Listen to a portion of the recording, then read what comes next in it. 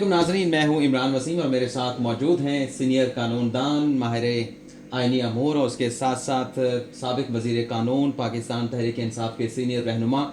तो आज बाबर अवान साहब से जानेंगे, इनकी ताज़ा जो है वो वज़ीर आज़म इमरान खान से मुलाकात भी हुई है। तो बाबर अवान साहब ये बताएं कि पाकिस्तान की जो सियासत है कौसे खजान के रंगों की तरह जो है वो लम्हा ब लम्हा जो है वो तब्दील हो रही है। क्या देख रहे हैं, क्या होने के जा रहा है? एक तरफ मौलाना का धरना, लॉन्ग मार्च, आज़ादी मार्च, दूसरी तरफ ये अदालतों में मामलात आ गए हैं सेहत के हवाले से। क्या चल रहा है सर? बिस्मिल्लाहिर्रहमानिर्रहीम। Thank you very much. आपको मुबारक हो, आपने चैनल शुरू किया। I wish you good luck for your channel. दूसरी बात यह है कि पाकिस्तान में आजकल मतला साफ़ है, कौसे कदा कहीं नज़र नहीं आ रही। वो बादलों के बाद आती है, गरजने के बाद आती है, बरसने के बाद आती है। तो ये जो चाय की प्याली में एक डंडे से सियासी मौलवी साहब तूफ़ान पैदा करने की कोशिश कर रहे थे, वो अकेले रह गए। इसलिए कि मैं नज़्म में तो कह सकता हूँ, नसर में नहीं कह सकता जो अगले 48 घंटे हैं उनमें क्या क्या हो सकता है और क्या क्या होने जा रहा है, आप देख लेंगे। और दूसरा ये है कि वो अकेले इस तरह से रह गए कि शहबाज शरीफ कहते हैं कि बिलावल आएगा तो मैं जाऊंगा, बिलावल कहते हैं कि पहले इनकलाब आएगा तो फिर मैं जाऊंगा, और इनकलाब कहता है कि मौलवी के अलावा कोई आएगा तो फिर मैं जाऊंगा। इसलिए उनके लिए सिर्फ इतना कहना काफ़ी है कि उनको 3 बार इक़्तिदार मिला है। पहले उनके वालिद साहब को जो मिला याह्या खान के ज़माने में, उन्होंने एक बड़े रेस्पेक्टेड जज होते थे वो नॉन मुस्लिम, उनसे एक पेपर तैयार करवाया और उस पेपर को इस्लामी निज़ाम का नाम देके याह्या खान को कहा गया कि आप इक़्तिदार को तूल दें। याह्या खान ने जो इलेक्शन कराए, पहली दफ़ा इनको इक़्तिदार वहाँ मिला।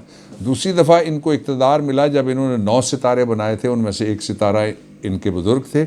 और PNA की शक्ल के बाद जब जनरल ज़िया उल हक़ साहब का मार्शल लॉ लगा तो तब इनको इक़्तिदार मिला।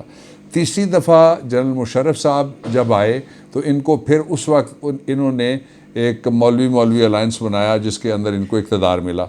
बाकी आप अगर 1988 से लेके आप 2013 तक के इलेक्शन का एनालिसिस निकालें तो 1.7 से लेके 2.2 से लेके 3 समथिंग तक इनको वोट मिले हैं। यानी 97 बंदे दूसरी तरफ हैं, 98 बंदे दूसरी तरफ हैं जो इनके साथ नहीं हैं। 2 बंदे जो हैं वो पूरे मुल्क को आगे लगा लेंगे। This is out of question, इसकी इजाज़त कोई रियासत नहीं दे सकती। एक पहलू इसका। दूसरा ये है कि कुछ ऐसी भी खबरें हैं कि कुछ और इसके गार्ब में गड़बड़ करने की कोशिश करेगा, और बड़ी क्रेडिबल खबरें हैं। उनमें से पहली खबर ये है कि इंटरनली भी कुछ हो सकती है गड़बड़, और दूसरी खबर ये है कि इंडिया तो बहाने ढूंढता रहता है। इंडिया में जो खुशी के शादियाने, कभी वो इनका नाम ही नहीं जानते थे, आज एक तरफ बैठे हुए हैं जो जमीयत उलमाए हिंद वाले हैं, दूसरी तरफ बैठे हुए हैं जमीयत उलमाए पाकिस्तान फेक ग्रुप वाले, दरमियान में जो दोवल या दूदल, क्या नाम है उसका, अजीत, वो बैठा हुआ है, नूडल कह लें आप उसको, काले रंग का, वो बैठा हुआ है दरमियान में। और वो बैठ के इस तरह से ये मुस्कुरा रहे हैं, यानी वो आदमी है जिसने जब कलभूषण के पकड़े जाने से पहले उसने कहा कि पाकिस्तान के ख़िलाफ़ हम कोल्ड स्टार्ट लेने लगे हैं। पहले हम बॉर्डर पे लड़ते थे, अब पाकिस्तान की सरजमीन के अंदर जाके हम मारेंगे। फिर आपने देखा कैसे कैसे अफसोसनाक वाक़यात हुए। मेरी ज़मीन का कोई एक आदमी ज़ख्मी हो जाए, मेरी ज़मीन का कोई एक आदमी शहीद हो जाए, ज़ाहिर है क़यामत की निशानी है मेरे लिए। इसलिए कि हर किसी की ज़िंदगी उतनी कीमती है जितनी मेरी और आपकी ज़िंदगी कीमती है। एक ये हो गया। दूसरा ये कि बीमारी का जहाँ तक ताल्लुक़ है, उस पर तो मैं कोई तबसरा नहीं करता। जो ज़ीरू है वो अल्लाह ताला सबको महफूज रखे, और जो बीमार हैं उनके लिए मैं दुआ करता हूँ आपके चैनल के हवाले से कि अल्लाह ताला उनको शिफ़ाए कामला दे, शिफ़ाए मुस्तमर्रा दे, शिफ़ाए जारिया दे और शिफ़ाए हतमिया दे। कोई दुख और परेशानी किसी को भी ना हो, ये मेरी दुआ है। लेकिन इसके बावजूद जहाँ रूह है उसके साथ मसाइल होते हैं, जो जसद है उसके साथ मसाइल होते हैं, इसलिए तो वो एक इसका पहलू है। लेकिन जो पॉलिटिक्स इसके हवाले से उन्होंने की है कि देखिए जी, यानी मुझे बड़ा अफसोस हुआ इस बात को, इसको मैं बड़ी बेदर्दी कहता हूँ, इंसानियत भी नहीं कह सकता। बेदर्दी ये है कि अभी एक आदमी है, वो बीमार हुए हैं, वो ज़िंदा हैं, तो ये कहना शुरू हो गए, उनकी पार्टी के लीडर, उनके घर के सियासतदान, जिनकी गाड़ियों में शेरवानियाँ टंगी हुई हैं, जो वज़ीर-ए-आज़म बनते रह गए, वो ये कहना शुरू हो गए कि अगर ये मर गए तो फिर इसका ज़िम्मेदार फलाना होगा। ये कोई ऐसे कह सकता है, सियासत चमकाने के लिए कोई कह सकता है ऐसा? अच्छा, जो शुरफा हैं, जो मुअज़्ज़िज़ीन हैं, जो अहले मज़हब हैं और अहले तहज़ीब हैं, उनकी दुनिया में अगर कोई शख्स बीमार हो तो बीमार शख्स की उम्मीद बनानी चाहिए, क्योंकि हर बीमार बिस्तरे मर्ग पे भी आखिरी दम तक मरना नहीं चाहता, इस दुनिया में जीना चाहता है। ऐसे। इसलिए कि उसको पता है जब वो मर जाएगा, उसकी आंख बंद होगी तो फिर करोड़ साल वाले के साथ एक लम्हे में जाके वो मिल जाएगा। किस्सा पारीना बंद हो जाएगा और उसके अमाल बंद हो जाएंगे, उसके अफ़ाल बंद हो जाएंगे, ये दुनिया की रंगो बू के साथ उसका रिश्ता कट जाएगा। इसलिए ये बड़ी नाजुक बात है और इसका ताल्लुक चूँकि अल्लाह ताला के इख्तियार के साथ है, इसलिए ये गॉडली डिक्रीज़ इन्होंने फतवे दिए हैं, जो ये खुदा का काम है जिसमें मुदाखलत कर रहे हैं कि अगर वो मर जाएगा तो फिर फलाना ज़िम्मेदार हो जाएगा।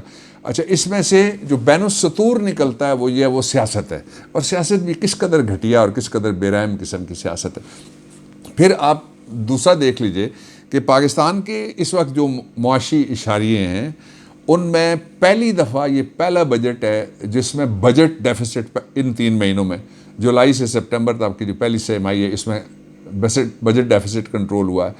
इसमें से जो ट्रेड डेफिसिट है वो कंट्रोल हुआ है, इसमें से जो इंपोर्ट्स थी वो कंट्रोल हुई हैं, इसमें से एक्सपोर्ट्स बढ़ गई हैं, इसमें से हमारी राइस, हमारा फिश, हमारा टेक्सटाइल, उसकी एक्सपोर्ट्स बढ़ रही हैं। दुनिया ने उम्मीद के साथ पाकिस्तान की तरफ देख, और ये जो कुछ हो रहा है इसको 2 जगह से आप जोड़ के फिर देखिए, फिर बात समझ में आ जाती है। पहला ये कि पिछले तकरीबन 60 दिन, 55 से 60 दिन जो टॉप ट्रेंडिंग थी कश्मीर के हवाले से पूरे पाकिस्तान में थी ना, बिल्कुल थी, पिछले 15 दिन में वो कहाँ चली गई?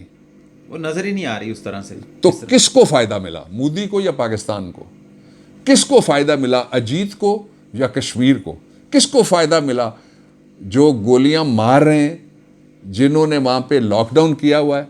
और फिर देखिए, इस्लामाबाद 2 हैं, एक इस्लामाबाद मकबूजा कश्मीर में जिसका पुराना नाम था अनंतनाग, लोगों ने इस्लामाबाद उसका नाम रखा। उस इस्लामाबाद को इस वक्त कब्जे में रखा हुआ है मोदी ने, मोदी के यार यहाँ इस इस्लामाबाद पे आज़ादी, किस चीज़ से आज़ादी? आज़ादी से आपका ताल्लुक़ क्या है? पाकिस्तान की आज़ादी से आपके बुज़ुर्गों ने कांग्रेस की चमचागिरी की। आपका जो सबसे बड़ा मुकर्रर था अबुल कलाम आज़ाद साहब, उसको कायद-ए-आज़म कहते थे, he is show boy of Congress.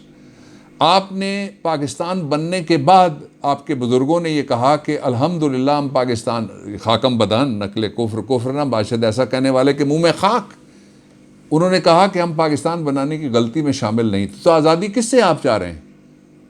ये मोदी को रिलीफ है। दूसरा, तीसरा जो मोदी को रिलीफ मिला वो ये है कि दुनिया में तासुर, हालांकि दुनिया इनको लिफ्ट नहीं करा ली, वो देखते हैं, जानते हैं, दुनिया को तासुर ये देने की कोशिश की जा रही है कि इस्लामाबाद के ऊपर फिर लश्करों का हमला होने वाला है। और लश्कर कौन है?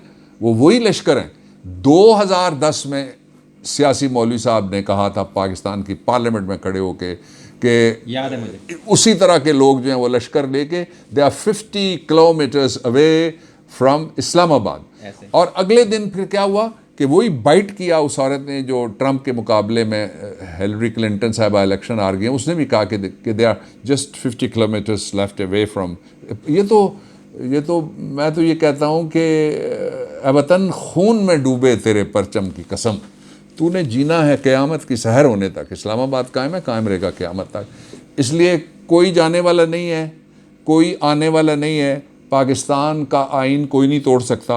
अदलिया हर मामले में आज़ाद है। अदलिया के पास 2 रिटें मेरे ख्याल में इन्होंने खुद ही करवाई थी, और आप जानते भी हैं रिटें करने वाले कौन होते हैं इस टाइप के। तहफ़्फ़ुज़ लेना होता है। यस, तो अदलिया ने बिल्कुल ठीक कहा। उन्होंने कहा पहले फैसला है ना जी, ये जो अतर मिनुल्लाह साहब ने 2 ऑर्डर किए हैं, ये बेसिकली शौकत अजीज़ सिद्दीकी वाला फैसला है, उसकी कंटिन्यूटी। अच्छा, उसके बाद उसी कंटिन्यूटी में इस्लामाबाद के बाद लाहौर में जो माल रोड की बंदिश का फैसला है लाहौर हाई कोर्ट का, उसके बाद जो इस्लामाबाद के अंदर फैज़ाबाद धरने का फैसला है, उसके अंदर भी एक बेंच ने, पूरे बेंच ने ये कहा हुआ है, उसमें 2 जज बैठे हुए थे, ये कहा हुआ है कि जनाब आपके हुकूक तो ठीक है, फ्रीडम ऑफ एक्सप्रेशन, देखिए मेरी आज़ादी मिसाल के तौर पे मेरे हाथ में ये लाठी है और मैं इसको घुमाना मेरी आज़ादी है, लेकिन आपकी नाक से पहले पहले मेरी आज़ादी है। बिल्कुल ऐसे, आपके जिस्म से पहले पहले मेरी आज़ादी है। हिट करेगा तो आज़ादी, मेरी आज़ादी ख़त्म होगी आपके जिस्म की रुआंस शुरू होने से भी पहले, औराज शुरू होने से भी पहले, हुदूद शुरू होने से पहले। इसलिए पाकिस्तान में जितने फंडामेंटल राइट्स हैं वो फुली बहाल हैं। जो अलमिया नहीं लतीफ़ा है जिसको मैं कहने लगा हूँ वो ये है कि इस वक्त किसी ज़माने में लोग जो तालिब होते थे इल्म के, वो अहले इल्म के पास जाते थे। अब ये सियासी मौलवी साहब आलिम के पास जाने की बजाय सैफमा वाले इम्तियाज़ आलिम के पास गए। अरे सर जी, आपकी प्राइम मिनिस्टर से मुलाकात हुई तो प्राइम मिनिस्टर साहब जो है उनकी मतलब क्या कैफियत है लॉन्ग मार्च को लेके, आज़ादी मार्च को लेके या पाकिस्तान के सियासी हालात को लेके? आपके साथ शेयर तो किए होंगे उन्होंने अपने जी thoughts? डेफिनेटली। देखिए, दो बातें, एक तो ये है कि मेरी मुलाकात के बाद ही ये खबर चली, उसी में ये गुफ्तगू हुई। उन्होंने कहा कि हम किसी सियासी एक्टिविटी को बिल्कुल भी नहीं रोकेंगे। जो जजमेंट्स हैं कोर्ट की, उनकी रोशनी में अगर कोई जलसा करना चाहे तो करे, उनकी रोशनी में कोई मार्च करना चाहे कोई करे। डंडा भूल जाए, डंडा भूल जाए, डंडा नहीं चलेगा। झंडे में भी ना हो डंडा, डंडा भूल जाए। डंडा से मुराद आप समझ रहे हैं अच्छा। कि ये जो पाकिस्तान के आइन के आर्टिकल 256 में लिखा हुआ है कि कोई ऐसी तंजीम जो लश्कर की हैसियत से लड़ने के काबिल बन जाए, उसको पाकिस्तान का आइन तस्लीम नहीं करता। इसलिए एक पे पाबंदी को कैबिनेट ने अप्रूव भी किया है। अच्छा, पहली बात यह। दूसरी बात यह, डंडा ये भी है कि आप कहें कि सिर्फ मैं बोलूँगा, कोई बोल नहीं सकता, सिर्फ मैं ऑर्डर जारी कर। आप कौन हैं? आप शहरी ही हैं ना मैक्सिमम। आपकी हमदर्दियाँ मोदी के साथ हैं, दूसरी बात है। आपके बाप दादा की हमदर्दियाँ इंडियन नेशनल कांग्रेस के साथ थी, दूसरी बात है। खुली हकीकतें दीवार पे लिखी हुई हैं, लोग समझ सकते हैं, पढ़ सकते हैं। मीडिया में बैठने वाला हर बच्चा, जो यंगस्टर्स हैं, उनको मैं कहता हूँ अभी आप करें ना, गूगल करें, आपको ये सारा कुछ मिल जाएगा जो मैं आपको बता रहा हूँ। ये हिस्ट्री है इस पाकिस्तान की, हमको सबको मालूम होनी चाहिए। इसलिए सियासी एक्टिविटी कोई नहीं रुकेगी। हम खुद सियासी एक्टिविटी करते हैं, आइंदा भी करेंगे, सियासी पार्टियाँ। लेकिन सियासी एक्टिविटी का मतलब ये बिल्कुल भी नहीं है कि कोई तोड़ फोड़ की जाए और लश्करों के ज़रिए से। मिसाल के तौर पे अगर आप थोड़ा जस्ट इमेजिन, एक अगर फ़िरके का किसी जगह से इज्तिमा या लश्कर गुजरे तो अगर मद्दे मुकाबिल या कोई दूसरा फ़िरका उसकी कोई दरमियान में इज्तिमा हो रहा हो या वहाँ नमाज हो रही हो, तो झगड़े का ख़तरा होता है कि नहीं होता? नहीं होना चाहिए। आइडियली तो नहीं होना चाहिए। बिल्कुल ऐसे पिंडी में नहीं हुआ और शहरों में नहीं हुआ, तो ये क्या, व्हाट डू दे वांट? और फिर असली बात इस पे, prime minister is least concerned about any activity, इसलिए कि एक्टिविटी आइन इजाज़त देता है, गवर्नमेंट भी इजाज़त देती है। उनके नज़दीक सियासी मौलवी साहब कोई इशू ही नहीं है। वो 2013 का इलेक्शन छोड़ दें आप, 19 में अभी इलेक्शन हुआ, फाटा कहते थे कि हम इसको कबायलिस्तान बनाएंगे, सबसे ज़्यादा हमारे वोट वहाँ पे हैं। कितनी वोटें उनको मिली वहाँ, सीटें कितनी मिली? 2-3, ऐसे ना होने के बाद मेजोरिटी तो 30 में से कुछ भी नहीं मिला ना। हाँ। तो फिर फैसला कैसे होगा? लाठी से? मैं तो फिर सबसे नज़दीक हूँ कोटा में, तो बड़े बड़ी चीज़ें पड़ी हुई हैं, फिर तो मेरा राज ऐसे नहीं, ऐसे नहीं। पाकिस्तान तो सर एक रियासत है, आइन है, कानून है। एक इस्लामी मुआशरा, एक आइनी मुआशरा, एक दस्तूरी मुआशरा, एक कानूनी मुआशरा, जिसमें गली गली में प्राइवेट लश्कर घुमाने और अपनी प्राइवेट स्ट्रीट जस्टिस के लिए अदालतें लगाने की इजाज़त नहीं है। बिल्कुल है, सीधी बात। बिल्कुल नहीं।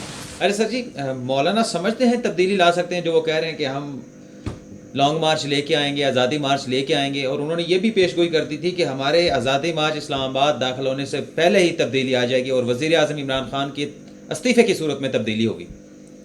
उन्होंने अपनी तब्दीली का जो क्लाइमैक्स है कर दिया। पता है कैसे? कैसे? वो जो एक कोई खातून फॉरेन अफेयर्स की मिनिस्ट्री में जाके घुसी है ना, तो वो सुना है मैंने किसी कुर्सी पे बैठी है। वीडियोस तो सब ने आपने दिखाई, हमने देखी टेलीविज़न पे। बिल्कुल ऐसे। तो मौलवी साहब ने कहा वो बैठ सकती है तो मैं इस कुर्सी पे क्यों नहीं बैठ सकती? नहीं सर, ये तो फिर उनका जवाब बनता है कहना। अरे सर, अच्छा, अगर ये जवाब बनता है तो फिर मज़हब का नाम क्या इसके लिए इस्तेमाल हो सकता है? मज़हब का नाम तो किसी सूरत नहीं इस्तेमाल होगा। हमारे कायद ने भी कहा था आज़ादी के लिए इस्तेमाल हो सकता है। आज़ादी किस चीज़ से? पहले ये बताएं किस चीज़ से वो आज़ादी मांगते हैं। एक दूसरा, we are very clear, Pakistan Tehreek Insaf is very clear. थोड़ी देर पहले मेरा प्राइम मिनिस्टर से रब्ता होता, आज एक मीटिंग थी, आई कुडंट गो, मेरी घर में कोई मसरूफियत थी, मैं नहीं जा सका आज। लेकिन वी आर वेरी क्लियर, इस बात पे कोई गुफ्तगू नहीं होगी कि कोई असेंबली टूटे, इस बात पे कोई गुफ्तगू नहीं होगी कि कोई इस्तीफ़ा दे, इस बात पे कोई गुफ्तगू नहीं होगी कि mid term election. Babar Awan साहब हमारे साथ मौजूद थे, और ये वो शख्सियत हैं जो सुप्रीम कोर्ट में हमें मिलती हैं तो सबसे पहले जो मुझे इन्होंने एडवाइस किया था कि इमरान आप रिपोर्टिंग भी करते हो तो आप एंकरिंग की तरफ भी आएँ। तो अल्लाह ताला एंकरिंग की तरफ तो यूट्यूब के ज़रिए ले आया है, और जो इनकी नेक ख्वाहिशात हैं हमारे बारे में, नेक तमन्नाएं हैं मज़ीद, वो भी अल्लाह ताला जो है वो ज़रूर पूरी आमीन करेगा। आमीन। तो सर बहुत बहुत शुक्रिया आपका, और नाजरीन आपके फीडबैक का भी इंतज़ार रहेगा। इस प्रोग्राम में इतना ही, आपसे इजाज़त चाहेंगे। अल्लाह।